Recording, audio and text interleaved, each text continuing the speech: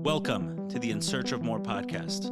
I am your host, Ellie Nash. Join me weekly on my quest for more from myself and more from this world. We'll see you on the other side.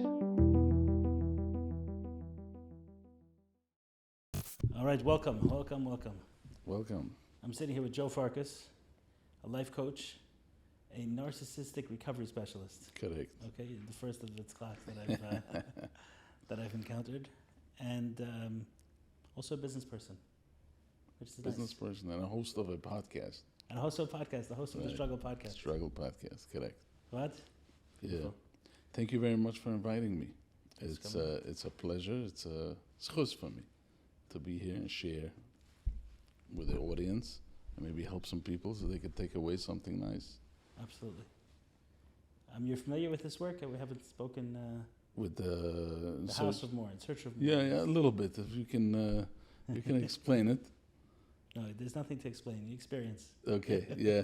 So we did a workshop this morning. Right. In the House of More, Narcissistic recovery workshop, and we had a nice turnaround, a nice turnout, and people loved it. We were talking, and people opened up, and there was a lot of support. A lot of pain came out.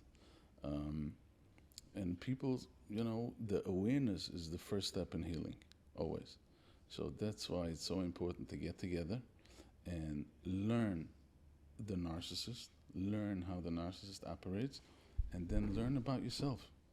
Learn why are you attracted to the narcissist. And you put two and two together, and you start noticing the most powerful question you can ask yourself is, why am I tolerating this? You're stuck in a certain place and you don't know what's going on. You're doubting yourself. Let's step back a little bit before we jump right in. That way I have some... questions. Some framework for going into the conversation. Yeah. Okay, so when you're leading this workshop, for example, I did get some feedback from one person who was there and one person about a person who was there. Okay. So it sounded like it was very powerful. Yeah. What's the format? You sit down, you start talking, you ask... Yeah, first I give a presentation. Like I said, I'm explaining what narcissism is all about and how they operate and what they do. And then we get into... And it's open for discussion. So while I was talking, people were stopping me and asking me questions. And we built on that. And then I walked through this entire thing as far as what narcissism is all about. And then what codependency is all about, and who is attracted, and why are you attracted, and how do you get out of it? Okay, so can we define what a narcissist is? Because it's a term that's... Right, it's been thrown around a lot. I've personally spoken to 3 people who are married to the biggest narcissist ever. Okay. Right, so... And they weren't married to the same person. Right. Right. And the reason I bring that up is only to suggest that the fact that someone thinks they're married to the biggest narcissist ever, and they said it seriously, they weren't exaggerating, they said 100% seriously, serious, is that there's a temptation to throw the word around. Right. So, can we define it? Right. So, off the bat, narcissism in a nutshell is a person who has no empathy. That's it. That means that person has no... The difference from empathy and sympathy is that you cannot put yourself in someone else's shoes. That's empathy. You cannot feel the other person. And there's a reason why they have no empathy. Now, there's a big debate between nature and nurture, if they're born this way or if they're made this way, but most of them think that it is nurture. Because what happens is that when a person is growing up, or they have pain and they're suffering and they have trauma, whatever they have, whatever's going on in their life, everyone has a life. The narcissist chose to shut the feeling valve off. What does that mean? That it's like when you come into a house and there's a problem in the plumbing, there's a plumbing problem. So first the plumber comes in and shuts the main valve off. The main valve, there's no water. Everything is done. And then he fixes the problem. A person has a valve that carries the feelings, that carries the emotions. Now, If you shut that valve off, there is no feelings anymore. And the reason why they shut the valve off is because of the pain. The problem is that the same valve carries joy and carries nachas and carries all these things. So when you shut that valve off, you pay a price for it. You're not going to have any more pain, but you're also not going to have life. You're not going to have the love. I've heard a similar description used, let's say, for almost any addiction, right? So if someone is in addiction, right, then they're numbing pain. Correct. And oftentimes they shut down all pain. When we numb correct, everything except anger. Right. So you left one in. Anger and maybe something else, I'm not sure. But how would narcissism, in your mind, be distinct from addiction? Now, it's interesting because I think narcissism is a defense mechanism only, which means that they had pain and they don't want to deal with the pain. And the problem is that people around them are getting hurt. The close ones around them are getting hurt. The problem is that the codependent becomes an addict. That's the problem. You see, this is a poisonous dance between a narcissist and a codependent. The problem is that it's both sides of the same coin. There is a person who shuts their feeling off because of the pain, and then there is a person or a child who becomes codependent, chose not to shut their feelings off, but that void is always there and they're always looking for the next fix. So the addiction is the codependent addicted to something that they can't get. So the way you're describing it doesn't sound like there's a good guy and a bad guy. There are two unhealthy responses to correct. And the way this is what we shared today at the meeting is, I always say this, that when a codependent and a narcissist come together at an event, from 200 people in the event, at the end of the event, they find each other, these two people. Now, the narcissist walks through this event and sees a bunch of people, passes by a bunch of people. And these are healthy people. They were not attracted to the narcissist. It is those two people from two sides, the energy that they give off for each other is at the end of the night they meet. So, this is two unhealthy people. The good news is that the codependents can help themselves. There is hope for a codependent, but in narcissism, it is a huge problem because they have no introspect. They will never sit and think that, oh, my relationships are flying out the window every time. And they look into themselves. They don't have the ability, since they shut their feelings off completely, they will never sit and figure out and see, like, what is going on over here? This relationship is not working. My kid's relationship is not working. My spouse is not working. That is never happening. Which a codependent is sitting over there constantly scratching their head. How can I make this work? What can I do? Should I apologize 2 times, 3 times? Should I apologize for something I didn't do? I'll do anything in the world to make it work. So when you talk about addiction, I see codependency as an addiction rather than narcissism being an addiction. Okay, so let's go back instead to defining the difference between sympathy and empathy. Which sympathy is rachmonis. Sympathy is that when you see a cat being run over on the streets, you're like, you have sympathy with another person, but you're not attached. You don't feel it. Empathy is when your child is going through something and you literally feel it. You feel it in your own body. If your child is being bullied, you see your child being bullied, or like it takes out the worst in you. So you're defining a narcissist as someone who's incapable of the second. Incapable of empathy. With anyone, their kids, their wife. Zero. And what you do see is, and I said this morning, which was very important, is the narcissist is not crazy. People will say, oh, I'm married to a narcissist, he's crazy. If he's crazy, he's not a narcissist. A crazy person can't be a narcissist. You got to be a tremendous a master mind manipulator to be a narcissist.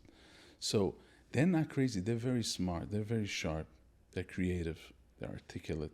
And they're attractive a lot of times. So when you say a person is a narcissist, they're calculated.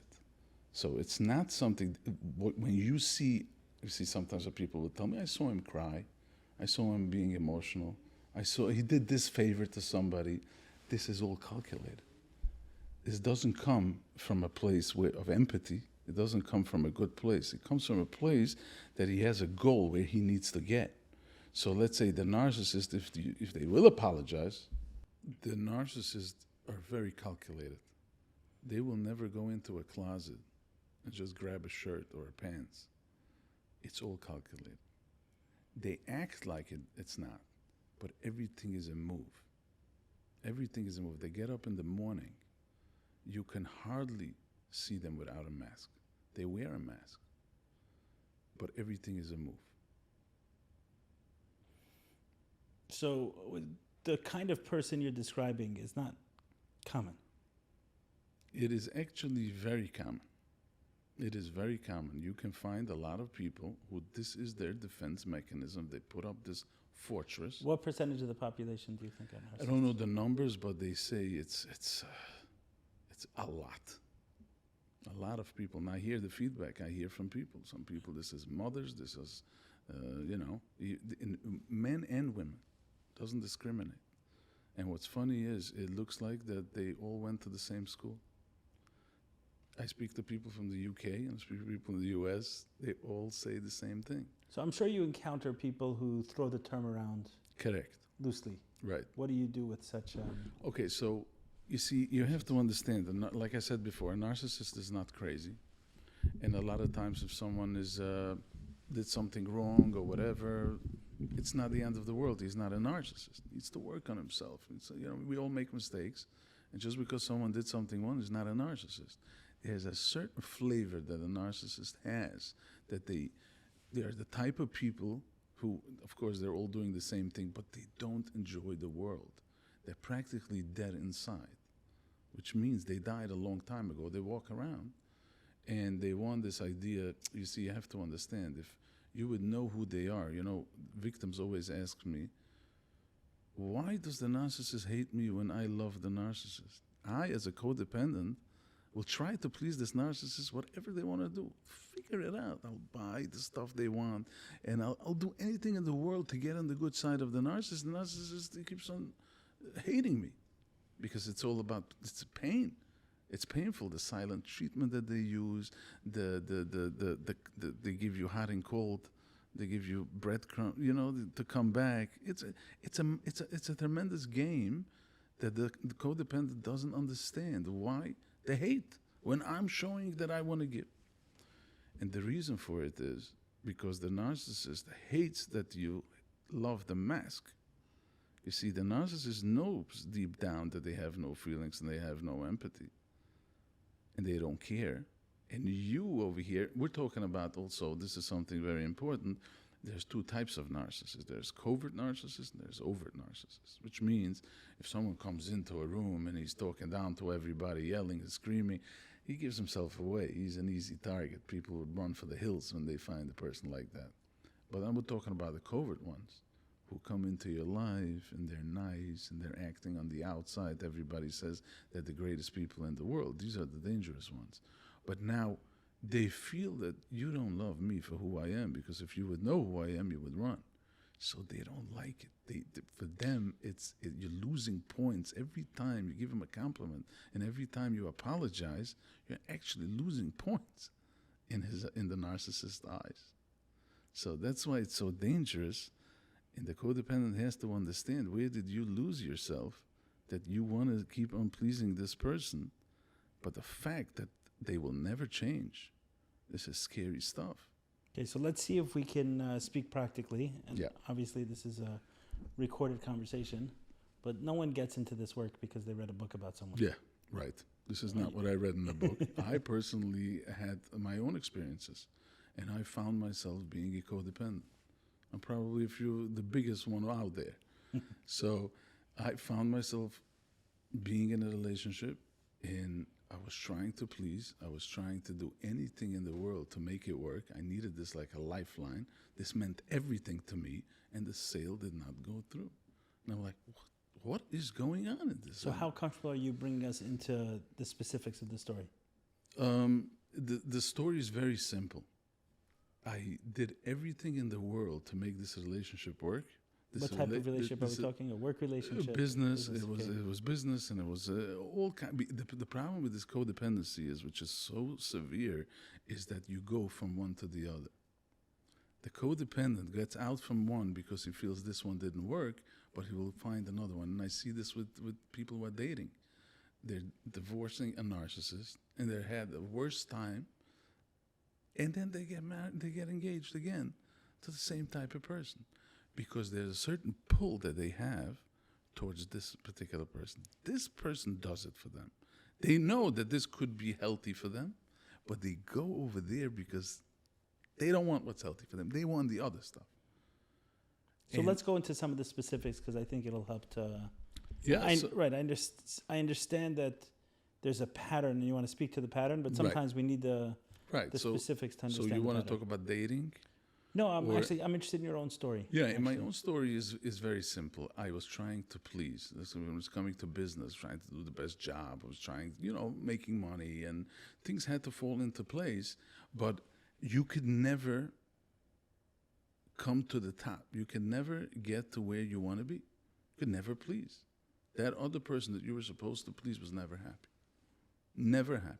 Whatever you could do. Okay, so what are some examples of things that you tried to do to...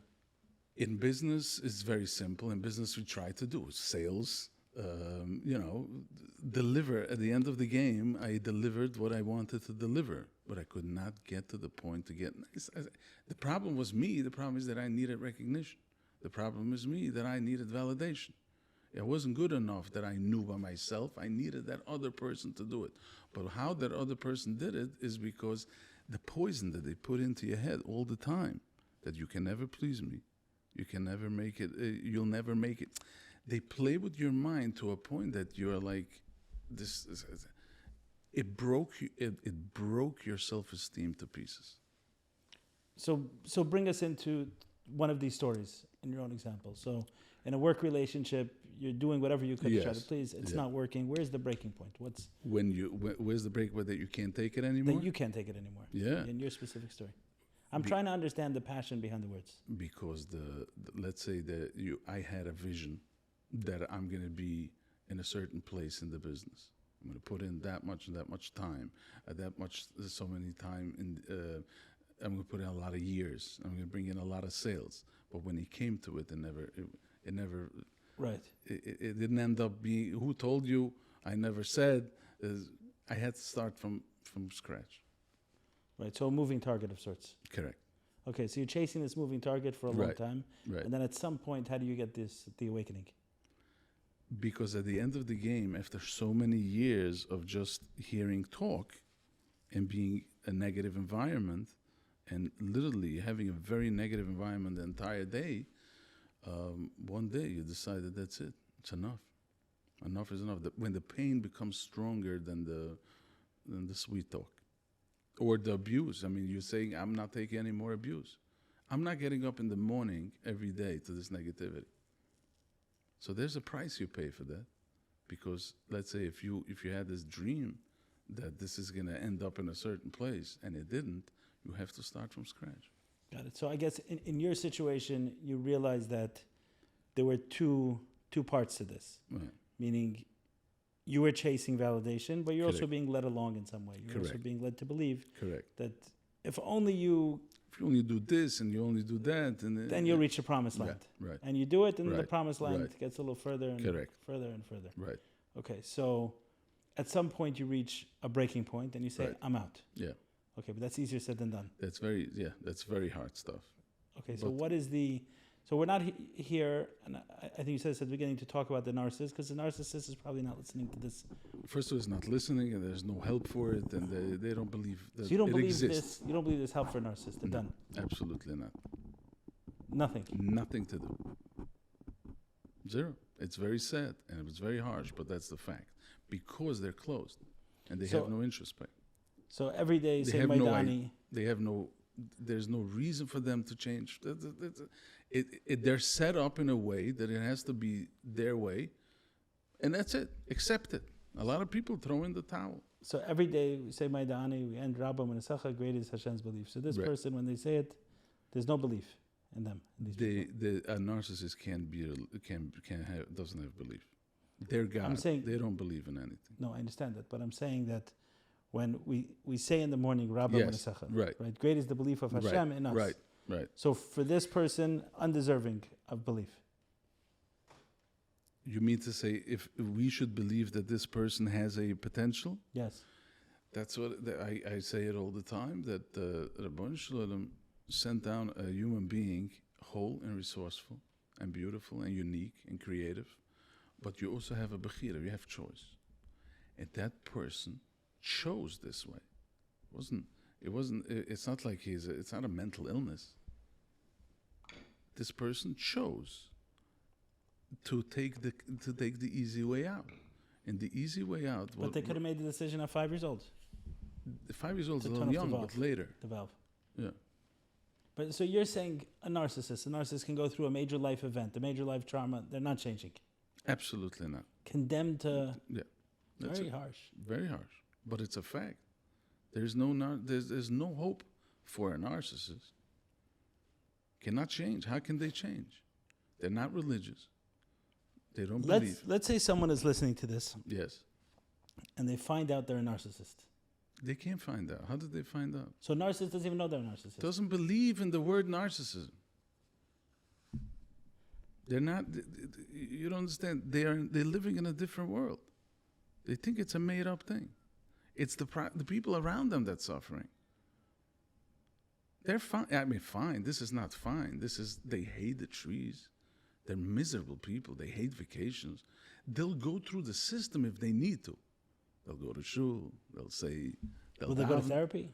Absolutely not. If they go, is only if the spouse pulls them to therapy.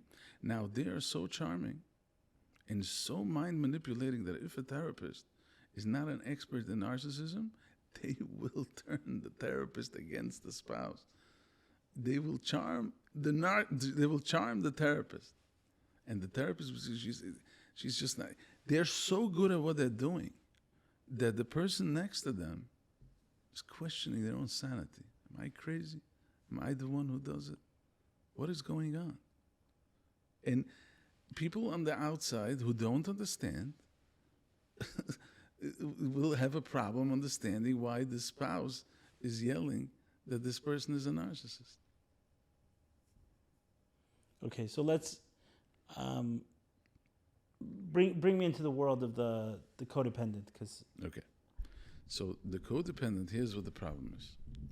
The codependent is a person who is a seeker, a searcher, who loves life, and is usually also a smart person. But it has a void to fill. Now, since in a lot of places and a lot of times the codependent was either neglected or the codependent also had a hard time. But the codependent's choice was not to shut the feelings off. The codependent's choice was, I still love life and I still want to make life worth living. But they're comfortable in being neglected. This is what they know. So they're attracted to the person that is giving them nothing. Instead of being attracted to a healthy relationship, this is where they're comfortable. This is where they're used to. And what are they getting from the relationship that they keep going back? Now, that's the cat and mouse game. That's where it starts. Now, the narcissist also needs the codependent, because that's what makes it. That's what the dance is. That's what makes a dance. Because you need something, and I'm going to give it to you. I'll take it away, and I'll give it back. So the codependent, the narcissist, is very smart. So they learn the victim. They really study the victim, and they know which buttons to push, and they know exactly what makes the victim tick, what you're looking for. So let's say in a relationship, in a marriage, or whatever it is, the wife or the husband, whoever is the narcissist, will study the other, and they will only give it to you when they need something. So they'll give, they'll take back. They'll send you a text, and everything is calculated. How did you send the text? What does it say? What did it mean? I didn't mean. So, this is like a drug. In the mind of the codependent, they keep on running back for this sugar high. So the codependent is seeking what? Is seeking validation. From an outer environment, yeah. So you're saying, okay, so the codependent is there seeking validation. They run to the narcissist. The narcissist, for whatever reason, decides. One day they give you, one day they don't. They play games. So the variable reinforcement. Of course. The bottom line is they have a goal, and it's got to be their way. Now, sometimes if the codependent, you have to, so he'll apologize, he'll do whatever he has to do, but there's an end goal where you have to get to. And this is sad stuff. This is with children too. So a narcissistic parent, you're asking me, you want to tell me that a narcissistic parent does not love their children?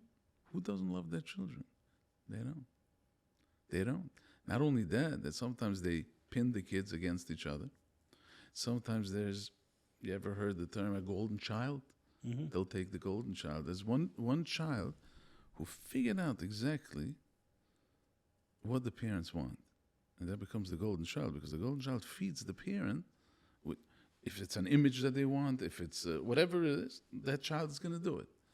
Now, that golden child suffers a lot because that golden child understood the punishment that's going to come if you're not going to do whatever you have to do, because the other children are being punished and the golden child sees it. So they're trained to be the golden child. But you would think everybody's jealous of the golden child. There's nothing to be jealous. Relationship with narcissists never work. Golden child, neglected child, spouse, whatever is happening, the way they shut their feelings off, the way their wiring is in their head, they're so strong, they have such a strong opinion about certain things that you can't move them. And the golden child, as they continue, you're saying, becomes the codependent. Perfect ingredients for it. Or sometimes they would become a narcissist as well.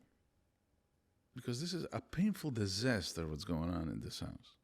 So from a house of a house like a chaotic house, you can have either codependent or narcissist.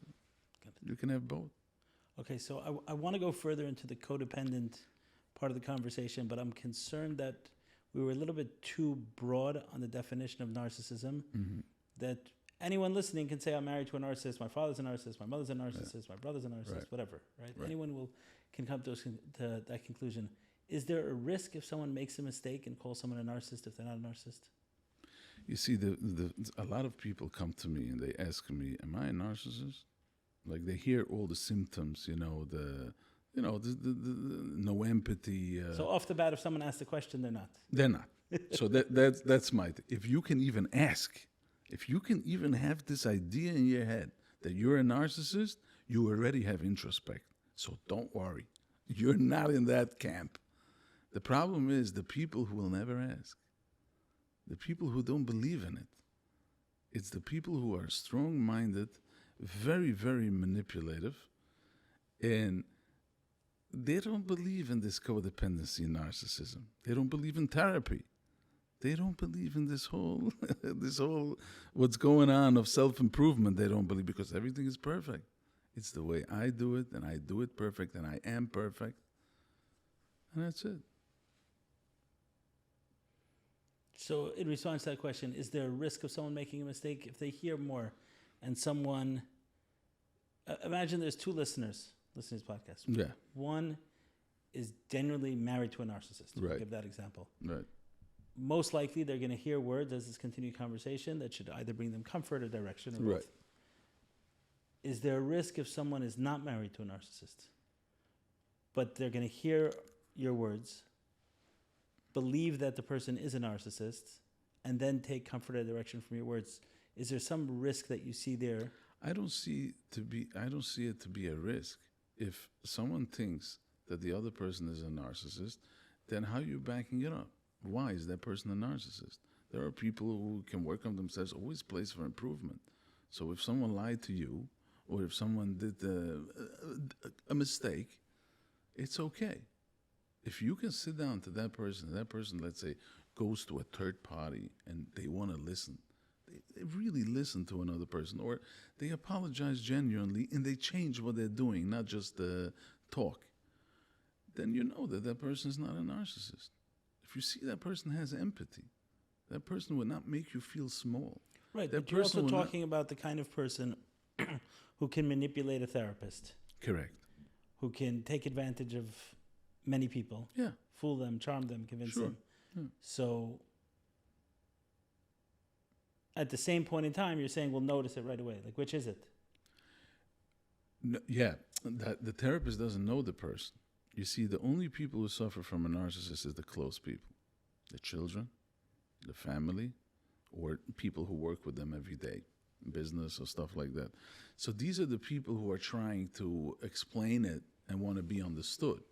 But you go out and you go to a couples counselor, you go out to a therapist, what would they know? It takes a long time to live with a person to really know the characteristics of a person. The persona they put on the outside is not important. But what I'm saying is that if a person has a problem in a marriage, they want to make it work. And if two people get together and,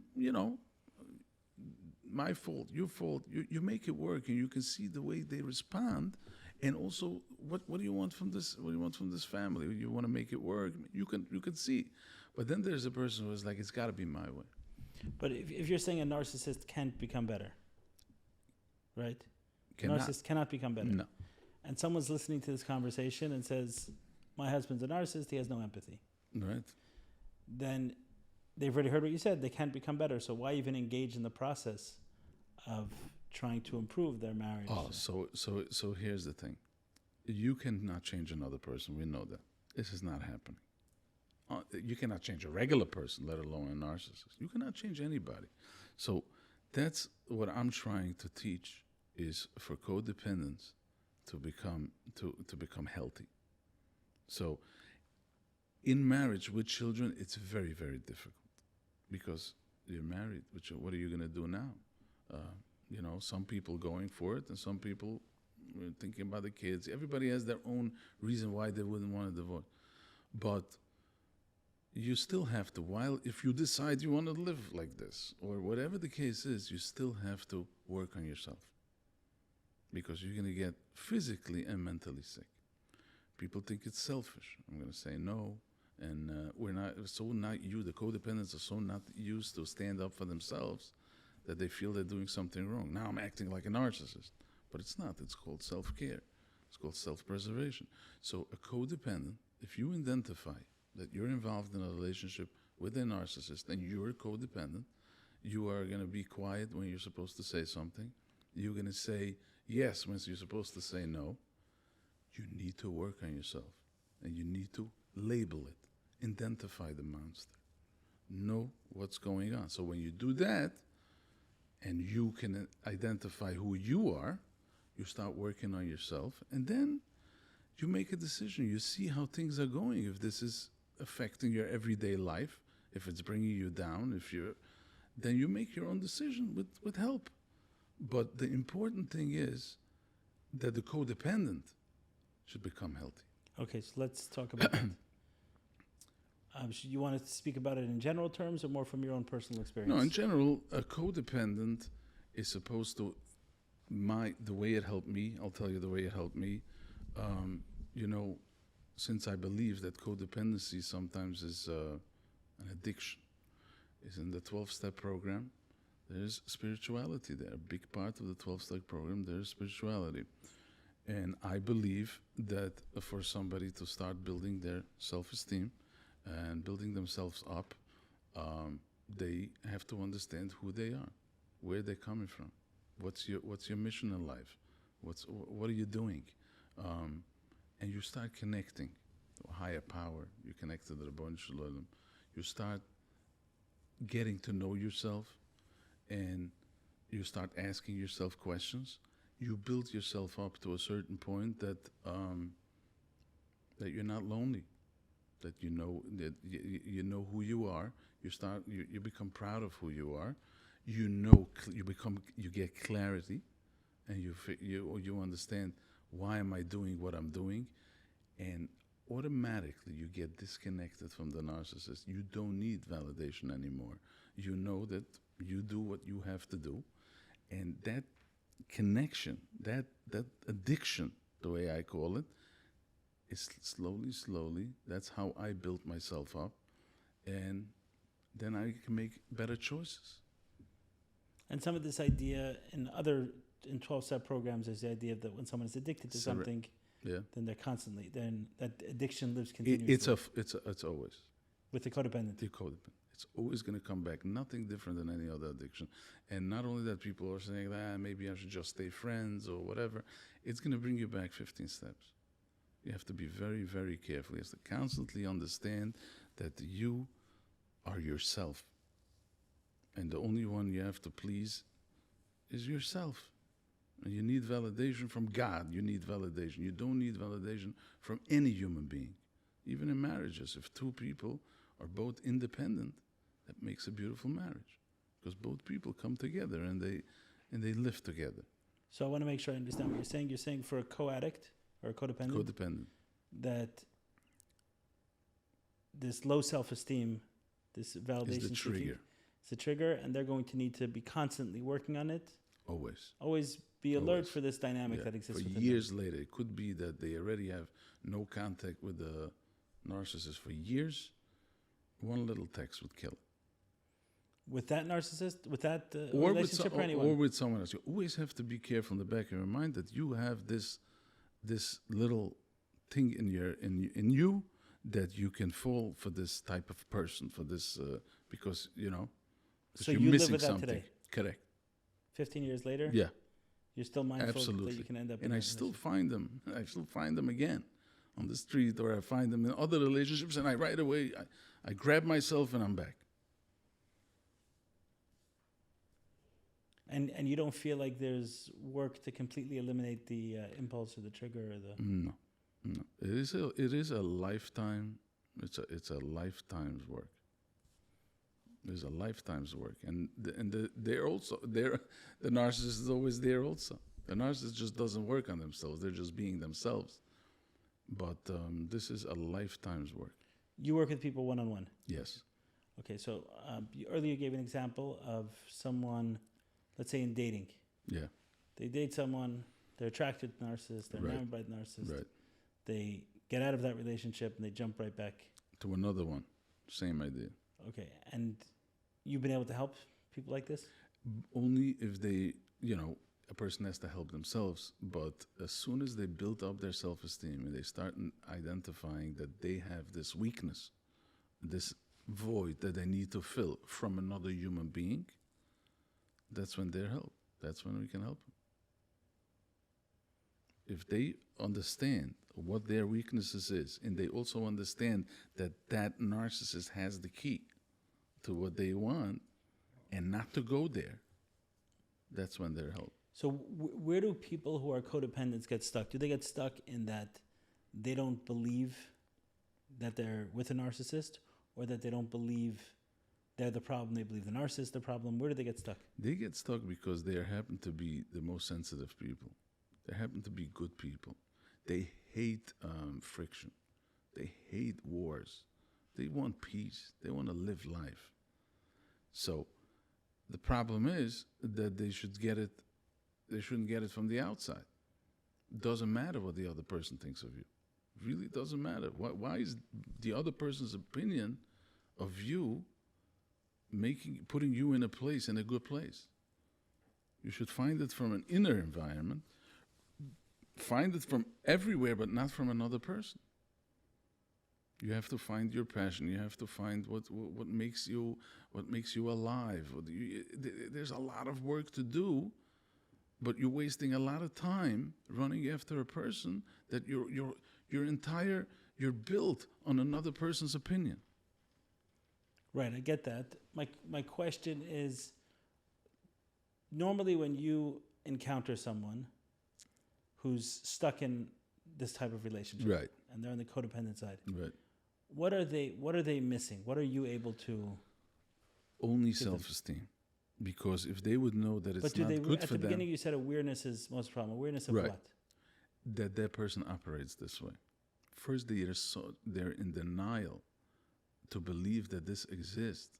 You want to tell me he doesn't feel me? Okay, so that's where people get stuck. Yeah, of course. They love that. They even get stuck even worse than that, because that person, in order to get the victim, in order to hook the victim, they pull out these tools. They know they push your buttons, so they give you what you're looking for, and you always want to come back to that, and they really want to make it work. They love what they see because that guy is delivering. He's doing whatever he has to do. The problem is that when you're in love and you're ready to let your guard down, that's when you're not going to get it. Got it. So the codependent who you're talking to knows that their life is in shambles. That they see. It could take a long time. I mean, first they're pleasing and pleasing and pleasing, and they don't know. But there's one day they wake up and they're like, something is wrong. I mean, how bad can I be? And you're there to let them know that the other person has is doing something this, that will never change. but it's also doing this to them strategically. It's not just, correct. Just Calculated like you wouldn't believe. Every little move is, they don't say a word, just blurt something out. They don't move, they don't walk. Everything is 100% calculated. So, towards what end? What does a narcissist want? He just wants. You see, what happens is that since he's dead inside, that's the only thing that makes them feel powerful. They're godlike. They get away with stuff. They can do whatever they want. They push the boundaries. They're testing you, and I'll push it another level, and they get away with it, and that makes them feel like powerful, like $1 million. So for them, when they see a person who is at peace and was living life, who feels life, who loves life, and they make you cry, or they make you sad, or a half a day you spend thinking about if they'll text you or not, or they ignore you for a few days and then they send a little text. For them, they're dead. Because if you shut your feelings off, this is not the nature to shut your feelings off. It's impossible. It's not what it's meant to be. But they do it, but they still need to live. They still need something. They only have one ahead of you. So this is what they do. That's their pleasure. Their pleasure is to take a person who is a broken person and break him even more. And it gives them a little bit of worth. For a short period of time. Short period of time. And then they move on to others if you don't let's say if the codependent decides that, what, enough is enough, they'll move on to somebody else. Got it. Quickly. And what's the way out? The way out, the only way out is if the codependent is going to build himself up.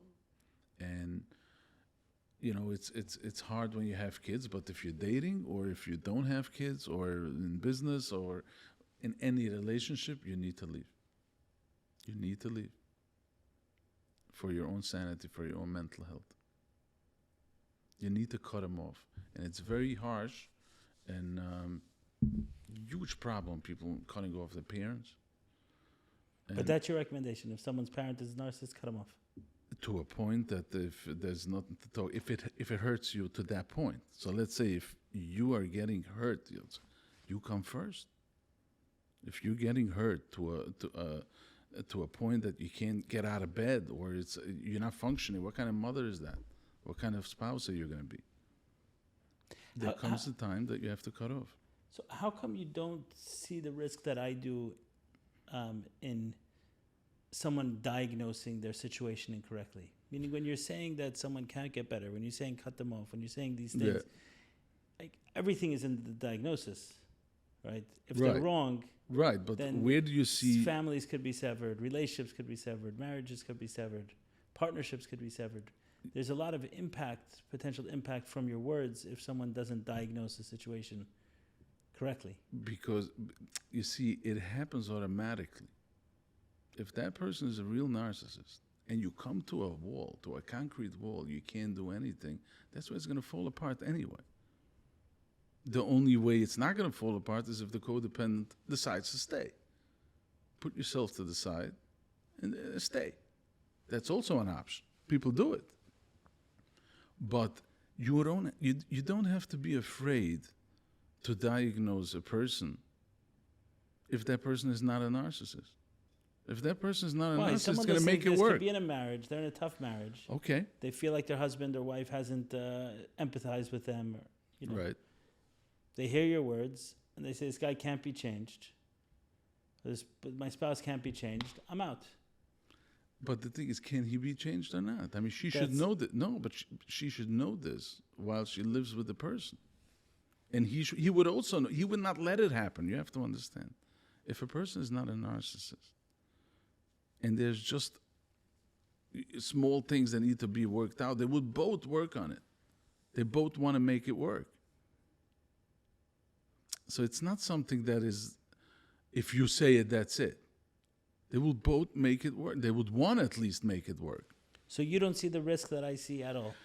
I don't see it because I think a parent or a couple who are living together and that person is not really a narcissist, there is other things that has to be done. Some people divorce, not only divorces because of narcissism.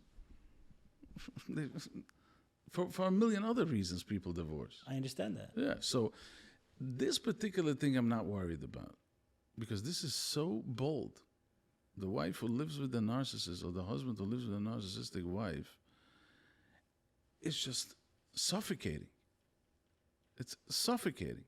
So it's clear. It's not something that if you live with that person long enough, you know that person doesn't have empathy. That person doesn't feel you. The person makes you feel small. Not on a temporary basis. You know this for years, going on for years and years and years. I'm being abused. Right. I'm trying to think what's not landing, but what's not like allowing me to move on. And maybe one is that I deeply want to believe in redemption and the concept of redemption that people could be. It's like a very core belief of mine. That's why I do what I do. So, and I think I've often say it, is that I fundamentally believe in the human capacity that a person can change. A person can change. And I've had conversations with people where they said, I remember there was one conversation with a friend of mine, a couple, friend, my wife and I, and it got to a very bad place, the relationship. And they separated for a little bit, and I was speaking to the wife, and she said, "My husband is done. I don't believe he can change." And I said, like, to condemn another human being to that. Like, it sounds like the harshest thing. I can't think of a worse criticism to condemn someone to they cannot change. They cannot change. It's like my whole... I understand. My whole message, if I had a billboard for the whole world to change. I was sitting with someone today. They told me, "You believe in trauma. You believe in trauma, right?" I said, "Me, I believe in trauma?" They said, "You understand this way trauma works. I believe in trauma." I said, "Listen, I believe in many things, but if I believe, like I'm going to say, like I believe in trauma, like that's my card." I said, "No, what I believe is in the human capacity to change. That's what I believe in. Like that's my belief." And then what are they changing from? So there's this thing called trauma. So I have this belief about trauma, but it's not like I'm not going to walk around the sign, "I believe in trauma," but I will walk around with the sign that says, "I believe in the human capacity to change." So I'm wondering if that's some of the reason why. But what say you to that? What say you to that? This human capacity to... I understand. I believe like you, but I'm talking about healthy people. I'm talking about a person who's just going through a hard time. I'm talking about a person who loves life. I'm talking about a person, everyone can change, of course everyone. We're not going to change them. They have to change themselves. But I also believe that. But here's the problem.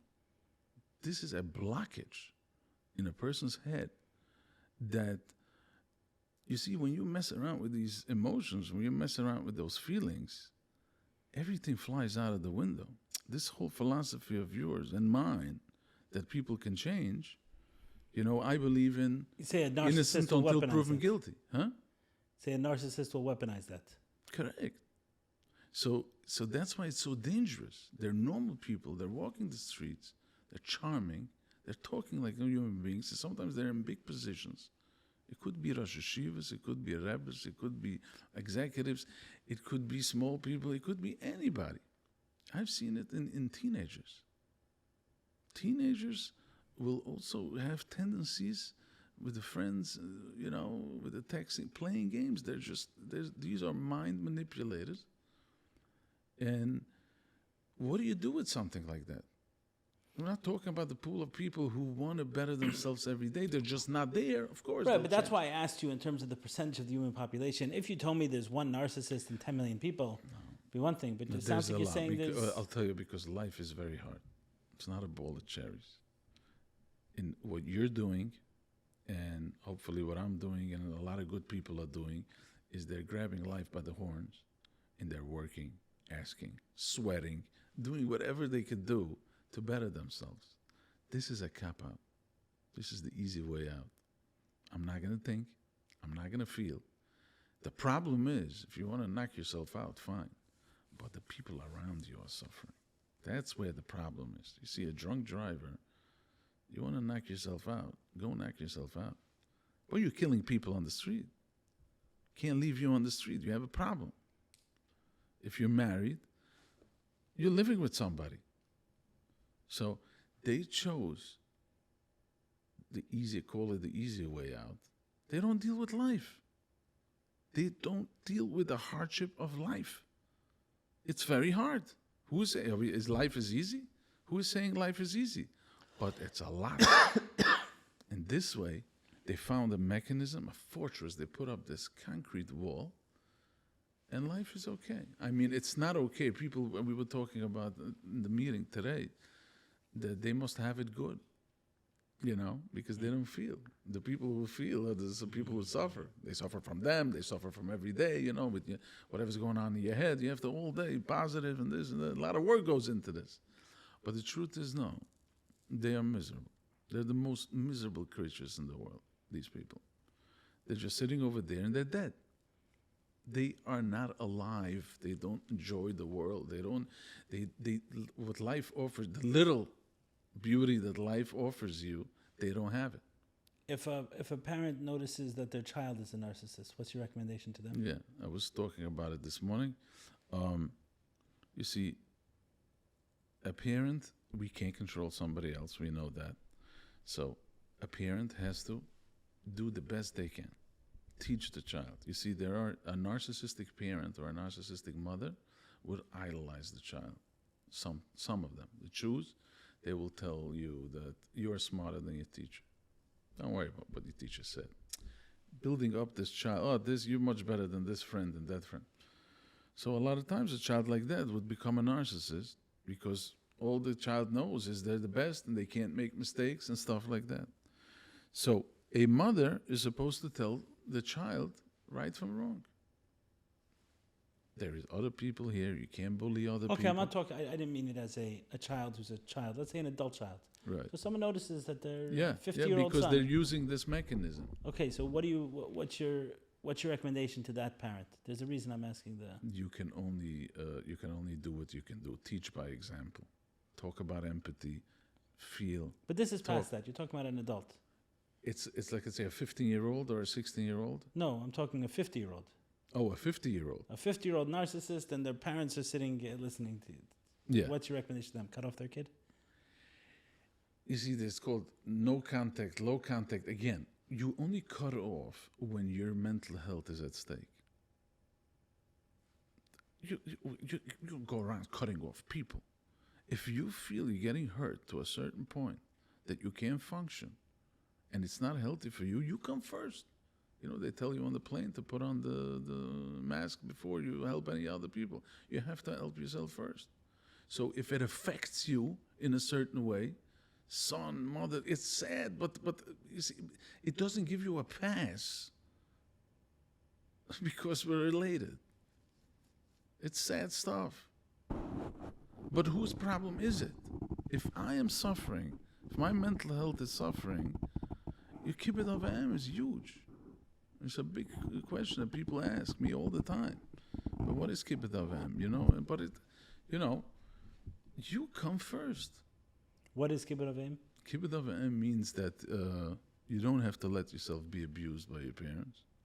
You have to be mechabed the parents. You can't be you can be a chitzpah. You have to be mechabed the parents.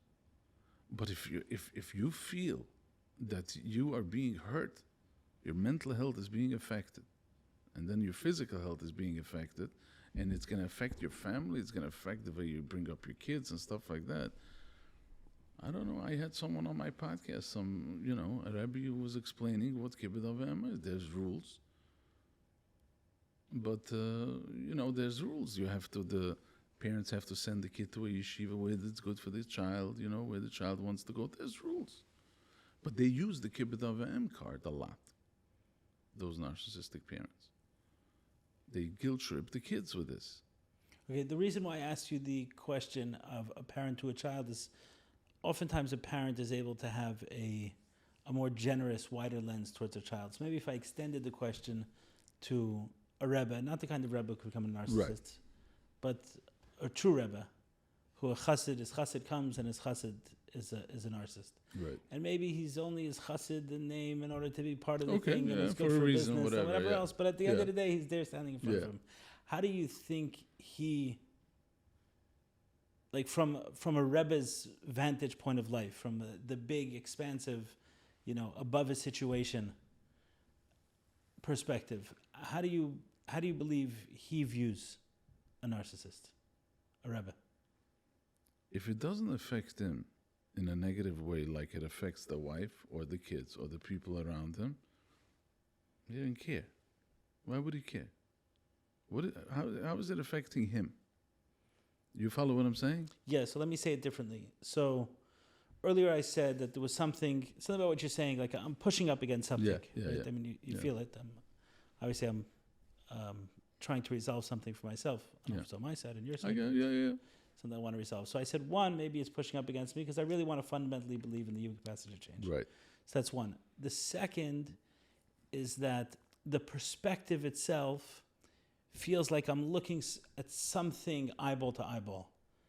And the reason I brought a parent or a Rebbe into the example is because oftentimes a parent or a Rebbe is meant to look at something bird's eye view. Right. From a completely different, holier, larger, broader perspective. Right. So maybe some of what's rubbing up against me the wrong way is looking at the situation from the same level, and maybe there's a way to elevate and see it from a different situation, so from a different viewpoint. So I went to a parent, I went to a Rebbe. How would a Rebbe see it? But what is the? There's always a more generous interpretation of something, a bigger, grander interpretation of something. So I'm asking if that's, first I'm suggesting that maybe that's some of what's pushing up against me is it feels it's too eyeball to eyeball, and that there's another expansive, even higher perspective. Just leave it at that. What do you think? I think that if a person shut their feelings off, like a narcissist does, and they operate in this vacuum of shutting their feelings off, it's not like they can't change. It's not like there's no tshuva for them. You know what I mean? Everybody can come back, and it's a beautiful concept. But so far that they are in this vacuum, they choose not to change. They choose not to change. Now, there's a Rebbe sitting over there, or there's a beautiful concept that Rebbe is preaching and telling Torah and everything. And of course, everyone is a Yid, and everyone wants to change, and everyone wants to do every Yom Kippur. Everybody's doing tshiva and becoming. And then the morning after, everything is wiped out. But not with these people. They get up in the morning the next day. They were sitting in shul all Yom Kippur, but nothing changed here. They did whatever they have to, but what changed? Nothing changed. I had a Rebbetzin that called me. It's very interesting. Some Rebbetzin was a big Rebbe, and she was going to go for a divorce. She believed that her husband is a narcissist, so she wanted to call me. She wanted to turn over every rock before she makes a final decision. So we had a phone call. So she calls me up. She asked me, "Can I have my son-in-law on the phone? Also, some young 20-year-old. He's trying to help out the situation." I'm like, "Okay, put him on the phone." So we were talking, and she's like, she describing him and stuff like that. So I was like telling him, listen, if he's a narcissist and stuff like that, he doesn't believe in God. It's impossible. It doesn't make sense because these two are like, I don't care what kind of Rebbe he is, but he doesn't believe. It's what I told her. And the son-in-law is on the other side of the phone, and he says, "What are you talking about? Shem Kippur doesn't believe in God." I heard him give a speech. He was crying and this and that. So I tell him it's fake. It's like, it means nothing. But people talk to him and this and that. So I'm telling this person, and I'm telling the Rebbetzin, the wife, and I'll tell you this, it doesn't make sense. He's not religious. If it's true what you're describing, he's a narcissist and this and that, he's not religious. And this son-in-law says, "I don't believe you. It doesn't make sense." You know what she said? "You don't know everything." She tells the son-in-law, "You don't know everything. The guy's not religious." Because the wife knows. She knows what's going on Shabbos and this and that. It doesn't make sense. Because when you cut off those feelings, religion, spirituality is a relationship. You talk to Hashem. You make business with Hashem. But they're like on top of the world. So they don't believe. Number one, they don't believe. It has to fly out the window because it doesn't make sense. So they don't believe. Feelings are shut. And the people around them are suffering. Happens to be that that's the case. He steps on everybody. Talks. And it has to be their way. It's sad stuff. Okay. I got it. I'll leave it be. What's your end goal with all this? You've been as passionate about the subject for 15 years, yeah. Like this. Yes, absolutely. Fired up. Want to help. I see it every day. You have no idea the pain and the suffering, and the problem from all this is that I keep on proving myself again and again that I'm right. I see it again and again, and I predict how it's going to end up, and that's the way it ends up. I'm like, prove me wrong, but I can see it again. And I keep on seeing it. So, of course, they can change. I like the idea that they can change if they want to. But the problem with this is that they can't. Because as soon as you shut your feelings off, then you can't change anymore. You're just living. Another person means nothing to you. So my end goal is very simple. That a codependent should know that there is light by the end of the tunnel.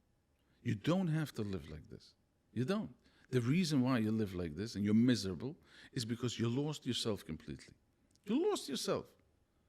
Where did you lose yourself? You don't have self-esteem. You don't. You need outer environment validation, and really, sometimes they're not going to show it on the outside, but you don't sleep at night if this person did not send you a text, or whatever the case is. And it makes such a difference. What he said, how did he say it? What did he mean? Did he say too much words, or did he pull back a little bit? And then you know what he did? He sent me a gift. It's like, whoa, we sent you a gift. It's supposed to be normal. He said thank you. Like, he said good morning. I had this elderly gentleman who was crying about for years. He's suffering from his wife, whatever. And she says, it's not so bad. You know what? This morning she told me good morning. I'm like, what? It's normal. She told you good morning. She gave him a good morning. And he was I couldn't believe it. Good morning. He was in the car and she told him good morning. And he was all happy for the good morning, for the little crumb that she gave him was good morning. I'm like, listen, of course, everybody's a Yid, everybody's a Chaylik Elokayim Amal. I love to look at people this way. I love people. What do you think? He's painting a brush with everybody. They can't change, cut him off. As long as you chose this route, you can't deal with you. You're not sitting in a room, in a dark room by yourself. You are painting other people. So the people who are the lovers of the world, the searchers of the world, need to stay away from them. So what's the goal? The goal is that you should build their self-esteem, find yourself, find God. It is going to help you. You're going to become independent. You're going to become you're going to shine. You're going to grow every day. You're going to become a new person. What I want to do is I want to validate the codependence, what the codependent doesn't know, the doubt that the codependent has, that maybe I am bad and maybe he's right. These are very smart people. They usually, they make sure that they say what's right and what's right. The emes, they only say the emes. But the bottom line is, you're suffering. Why? Why are you suffering? And everyone has a different situation. Like it's individual. You can't just say, leave, don't leave. Everybody has a different, you got to sit down and with clarity and daven and ask the Rebbe Shem to give you cycle and give you das to make the right decisions. But the idea is there is an animal like this and we have to name it. There is something like this. And the people who are falling for this are called codependents. And work on it. You deserve to live a good life. So your recommendation to work on it, you said earlier, 12 steps. It's the same idea. Same idea. Same idea. And you specifically have a program that you help people walk through? Yeah, we do these, we do the support groups. I do 101, where I talk to people. And I bring awareness. This is the most important is I bring awareness wherever I go, wherever I can. I write articles and I do the podcast. Whatever I do is to bring awareness that there is such an animal called narcissist, and the opposite of that is codependency, and get familiar with it. Get familiar with it and get yourself out of the rut.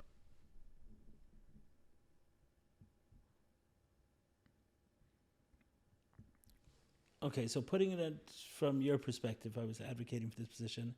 It's the chelik alaka and the giving everyone a positive vibe. That story has been told.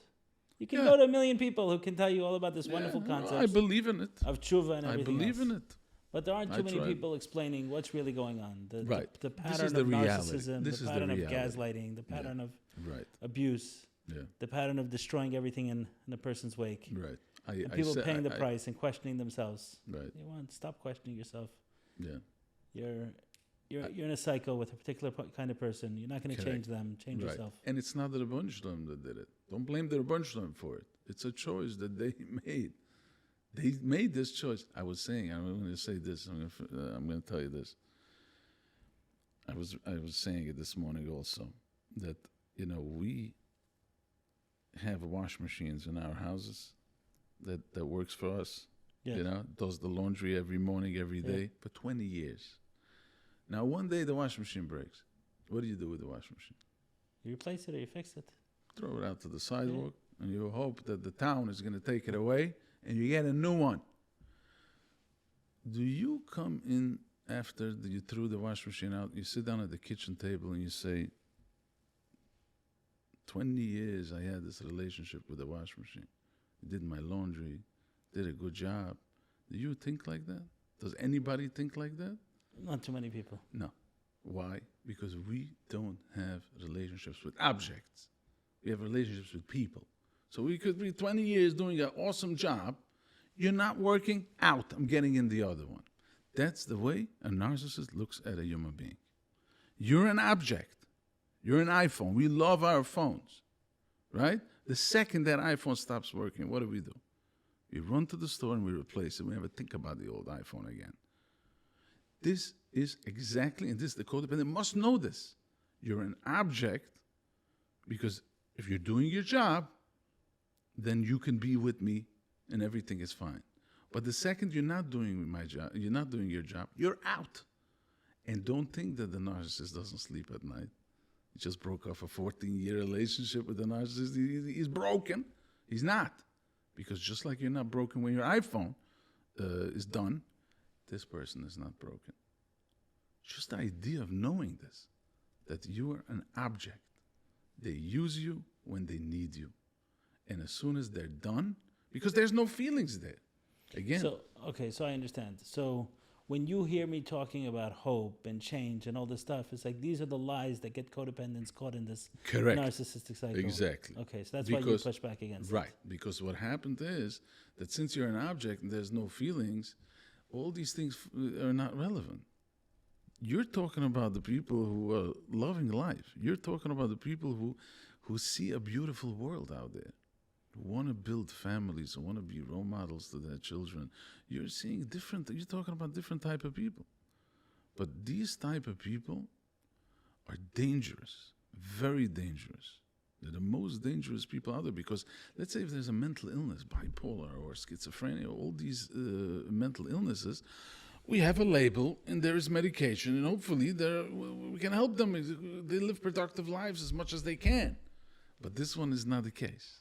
You're talking about a smart, sharp, shrewd person walking and inside laughing at the human being.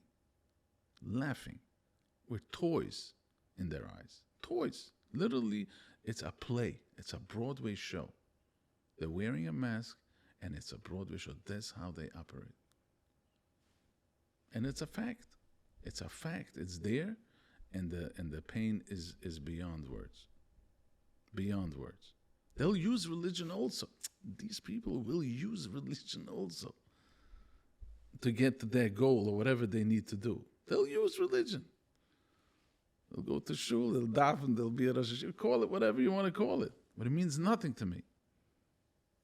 If you have no empathy for another person, if you don't feel that other person, you can step on another person.